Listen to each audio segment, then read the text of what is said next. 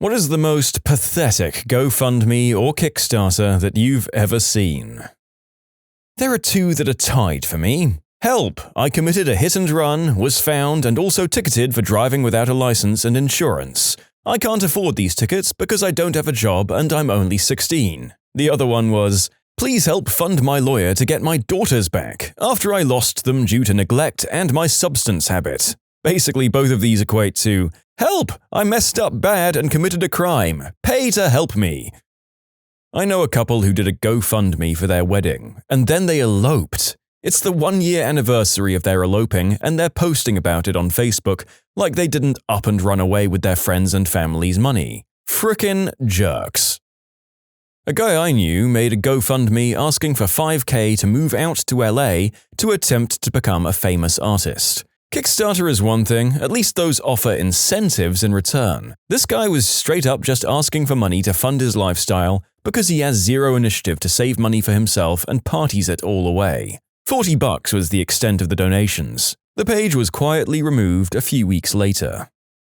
A girl in my town did one because she wanted a vajazzle, and her mum wouldn't give her the money for one. That very briefly went viral before it was taken down. Please pay for my honeymoon. We never got a honeymoon because we couldn't afford it. Please pay for us to take a late honeymoon. Same couple, 2 fundraisers. See, my brother-in-law and his wife asked for monetary donations towards their honeymoon in lieu of wedding gifts. I find this acceptable, but it was also extended to only those invited to the wedding, so probably really not the same thing. Definitely that lady who spent literally all her money buying lottery tickets because she was confident she'd win, then started a GoFundMe to get back on her feet. It was thousands and thousands of bucks if I remember correctly. I think the fundraising site shut it down. See, these are pathetic, but at least we can laugh at these. The narrator was fairly sure that this video would be filled with people writing about the ones where people use GoFundMe to pay their medical bills, which, to be clear, isn't pathetic for them to do, as crippling medical debt can happen to anyone in the States at any time. What's pathetic is the system that lets it happen. Oh my god, the following post comes to mind. I recently lost someone very dear to me, and before I did, they had said that when they would, they could get me a new Nintendo 3DS, or at least help me to get one if I ended up with some money of my own. So now I would like your guys' help since she can no longer do, so I have found one that I would love to get, but it's a little pricey, so in her memory, please help me get this so I can honor her and what she wanted to do, thank you. By the way, there were no full stops in any of that. What the heck? It seems like they're more upset that their friend didn't get a chance to buy them the 3DS than they are that their friend actually died.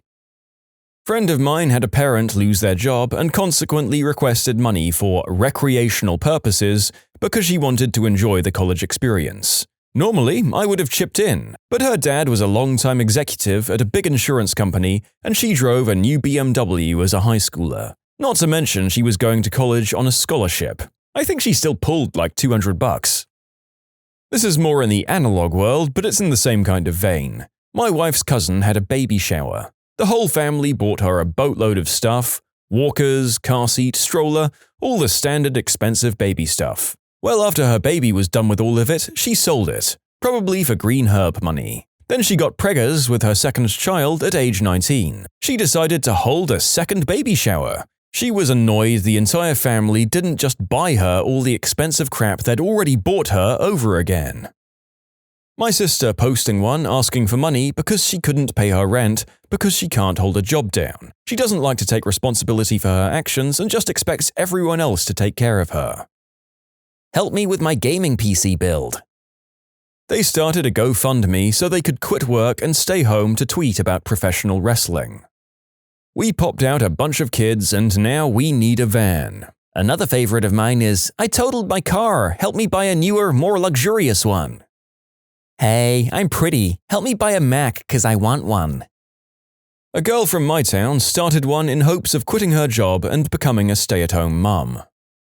I just saw 2 in the last week and one has made money and one hasn't yet. The first is this very attractive girl, her looks probably matter to the story, who posted a GoFundMe to get an extra $100 to help with her vacation. Her story was that she was a full-time nurse who struggles with a health condition and needs a break. She has enough for the trip that she's been saving for months for, but the extra $100 will help her cover some extra things. I checked it yesterday and she has almost $1,000. Someone donated $300 to her.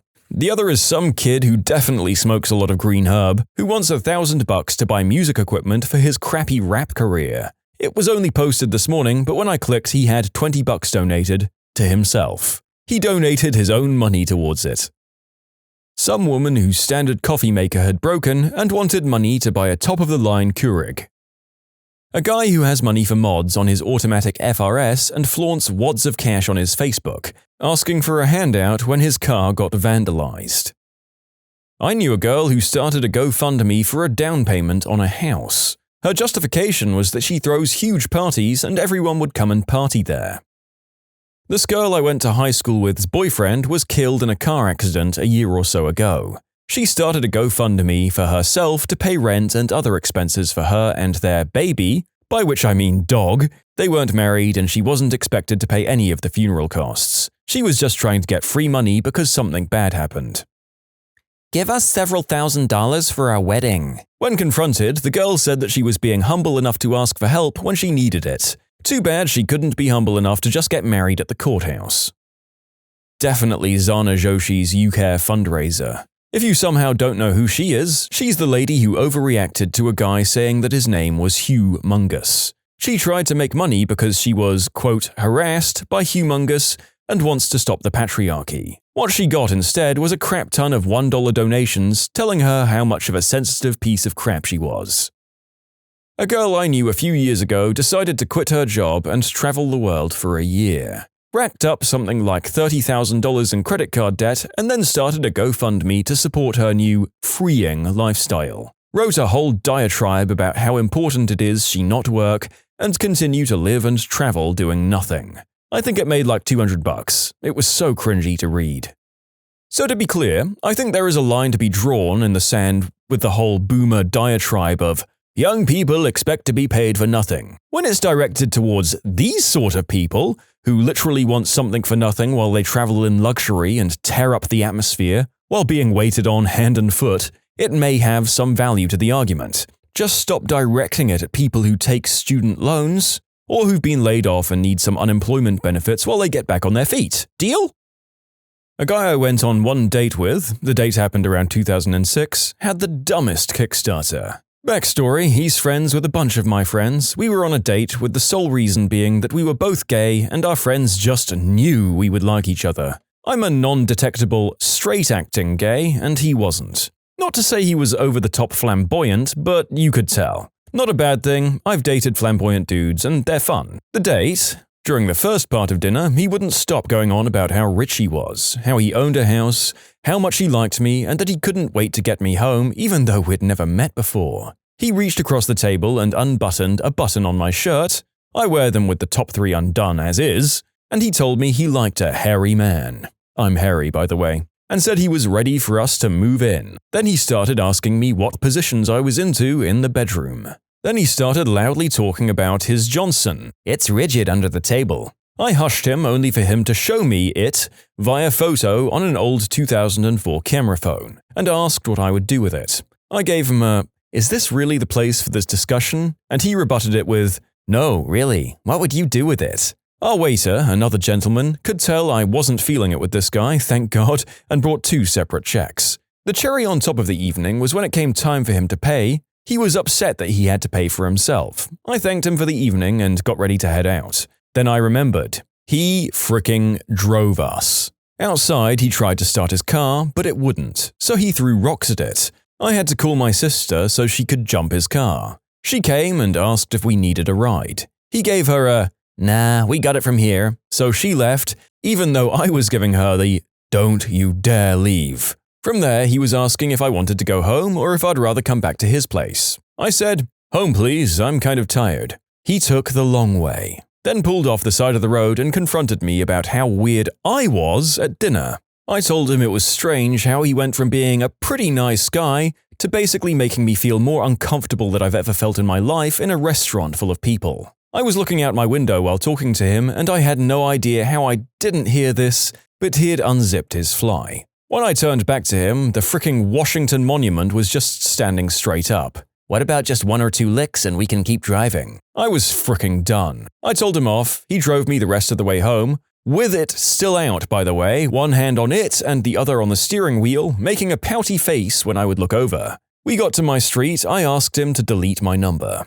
In short, worst date ever, one of the most uncomfortable nights of my life, and all by a guy claiming to come from money and talking about his posh lifestyle and huge apartment. Also, he pulled it out and got pouty because I wasn't overcome with lust at the sight of it. But anyway, here's his Kickstarter. About 3 years ago, my sister linked me to a Kickstarter. Isn't this that guy you hated after meeting one time? His Kickstarter was basically, help me pay my rent, pay off my car, I'm saving to get married to my girlfriend of 10 years, or some crap like that. The best part was also that he stated he had cancer on his twig and berries and he couldn't afford treatment. What happened to the house you owned at 25? What happened to the car that you owned? Which was still on his Facebook photos, by the way. You have a girlfriend? Johnson cancer? What?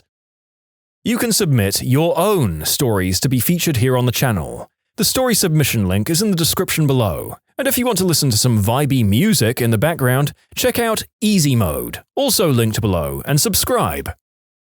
There was a day-old account over on the Tuber Reddit that asked everyone on the sub to review his post on Kickstarter. Always happy to help another tuba player, I checked it out. Maybe he was starting some kind of organization for tubists. Maybe he was helping kids, who knew? It was literally a guy who played in high school asking people to buy him a tuba, a new $9,000 tuba at that. The members of the sub were not very impressed, and the original poster quickly deleted the thread and the Kickstarter afterwards.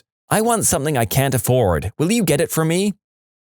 There was a Kickstarter for an indie comic series I found through Reddit delusional artists called Full Stop, The Fall of All. It was like looking at a 14-year-old DeviantArt member trapped in a 30-year-old man's body who couldn't see how bizarre his setup was, how crude his drawings and writing were, and just how unmarketable his entire venture was. If you've spent nearly 2 decades trying to get the same darn story off the ground, then, like what an aviation engineer said to the inventor of the brick-based airship, this crap won't fly. So the setup was 2 gods make a bunch of powerful weapons and leave them lying around for some reason. They then build a creature to guard them, but give him a black hole for a heart for some reason again. This is bad and will destroy the universe for some reason. They send him down to live as a bald eagle. This is a furry comic, by the way.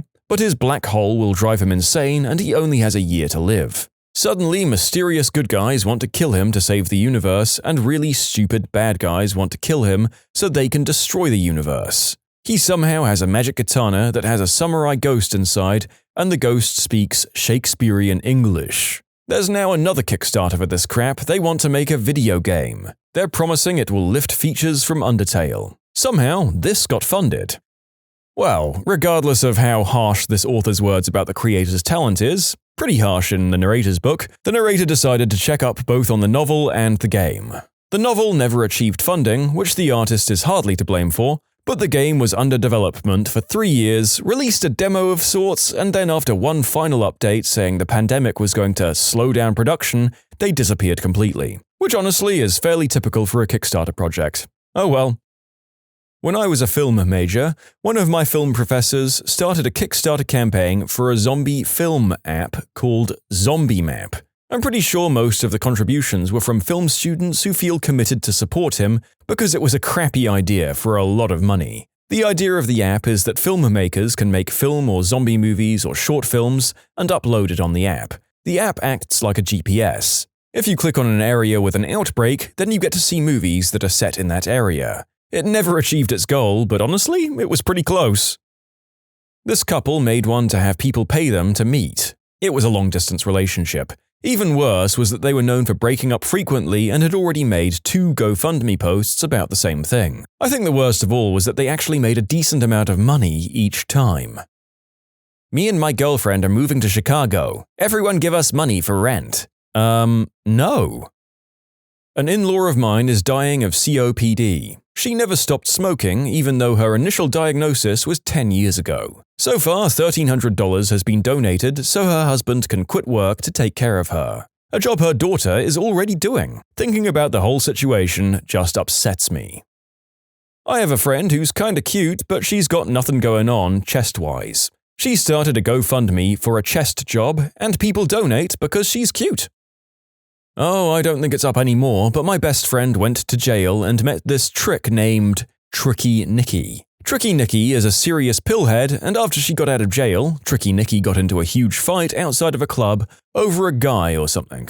Tricky Nikki set up a GoFundMe with a sub-story of boo-hoo, I was mugged on my way to Bible study, cause she is on paper still, so that was her official story. Well, she made $50, then someone ratted on her all over Facebook, and then the Snapchat video was leaked. They sent to her local police department, and now Tricky Nikki is in prison for 3 more years. Facebook drama is truly the best thing to watch from a distance.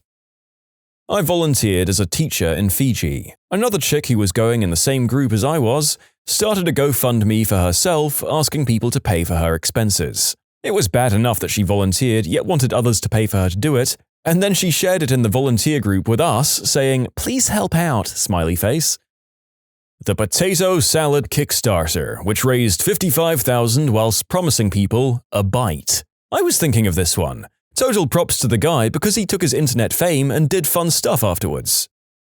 Semi-famous or even famous musicians setting up GoFundMe pages to fund the production of a new album. Pay for me to make this album. If it flops, I won't be out any money, and if it gets popular, I'll rake in the cash. I can kind of understand this with lower to mid-level artists, sort of buy the album before it's made kind of thing. One of my favorite bands has done this a couple of times, and they'll never get big record or company money or have hits, so having the fans directly support them is kind of cool. Usually, a higher contribution might get you the album and a t-shirt or signed merch, so that's a nice option. Some bands will never sell enough to rake in the cash, but still want to produce music. Someone like Beyoncé or Taylor Swift has no business doing this, though. This one guy wanted to take his girlfriend to EDC for their 1-year anniversary. He was asking around $700 for tickets alone. People roasted him and told him to get a job. He hadn't even considered hotel, airfare, or food, among other things. Shenmue 3. While the project itself probably isn't the kind of thing you think of when someone says pathetic, and it's certainly not, but the fact that this is a Kickstarter backed and publicized by Sony. Frickin' Sony put center stage during their E3 presentation with their own exclusive time slot. What the frick? I'm sure Sony were very unsure about the project when they decided to do that. The idea of Sony, one of the largest publishers in the world, if not the largest, asking fans to fund development of a critically acclaimed classic series, it's just obscene. And the most pathetic part is that it was fully backed almost instantly. Really, I'm just waiting for Activision to kickstart a Call of Duty title. That's the only thing left that could really outdo this.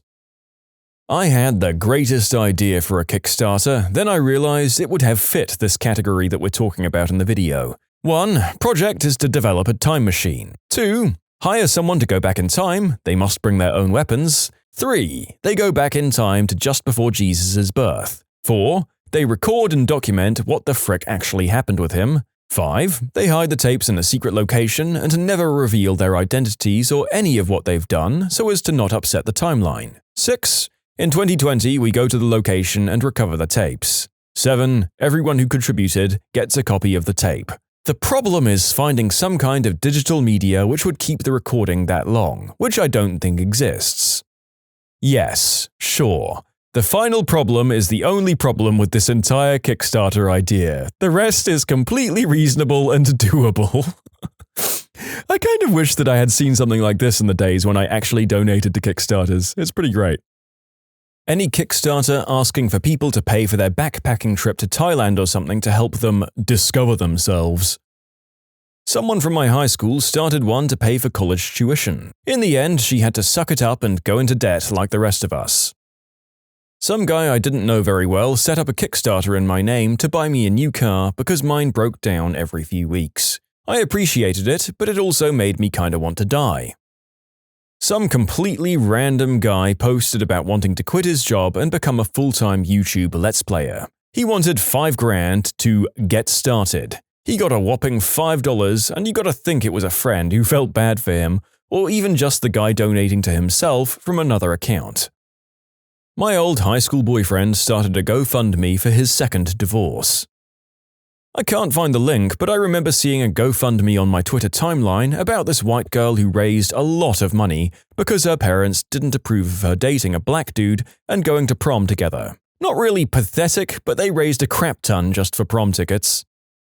My cousin started a GoFundMe to buy dresses for a pageant. She then complained on Facebook the day after creating it that her friends and family liked her post with the GoFundMe link, but didn't donate. Meanwhile, she's 24, hasn't held down a job for longer than 3 months, and has dropped out of 3 colleges. Recently helped her with her resume, but she told me she couldn't apply to jobs because she couldn't afford a laptop. Girl I know who updated her Facebook all the time, complaining about welfare and how she works hard for her money and supports her kids, unlike all the people mooching off the system. She started a Kickstarter to get a new apartment because there wasn't enough space for her kids and they'd run into some issues that were keeping them stuck in a cycle of not having enough money. First 5 or so comments were all saying variations of, "Gee, if only there was some kind of system to help people out of these situations so people's lives don't get ruined by cycles of poverty." It came across as so stupid because she was so vocal for years, just because she had never run into hard times as a stay-at-home mum. When you subscribe, make sure to hit the bell to turn on notifications. Put the playlist on in the background to finish listening to all the stories, or if you want some vibey music to put on in the background, check out easymode. If you like Am I the Genius, give Am I the Jerk a shot. Everything linked in the description.